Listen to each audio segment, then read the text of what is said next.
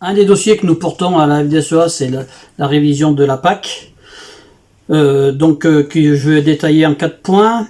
La date d'application et son budget, les états des négociations, les principaux changements, et je terminerai par nos propositions.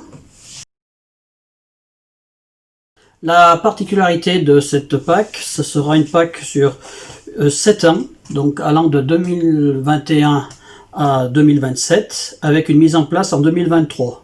Nous aurons 2 années de transition avec l'aide du plan de relance.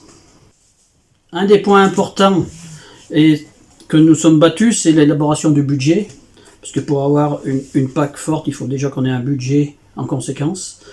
Donc nous avons pu obtenir un budget à l'identique de l'ancien programme, avec environ, pour ce qui concerne la France, 9 milliards d'euros. Où nous en sommes au niveau des états de négociation. Donc depuis le mois d'octobre 2020, les ministres de l'Agriculture de l'Union Européenne et le Parlement Européen sont parvenus à un accord pour la future PAC avec plusieurs enjeux. Le premier enjeu, c'est l'urgence climatique. Le deuxième, c'est la biodiversité. Et le troisième, c'est la distorsion de concurrence.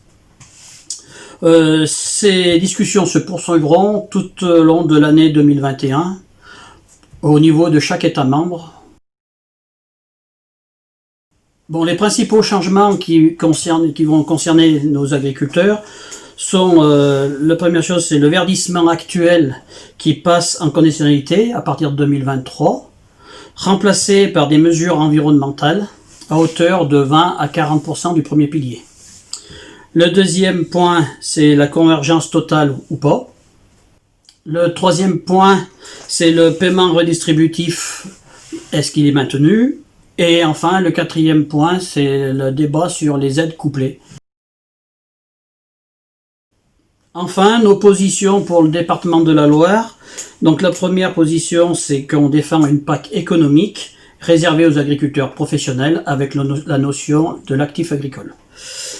La deuxième, c'est le maintien de l'ICHN lié à l'animal et toujours géré au niveau national.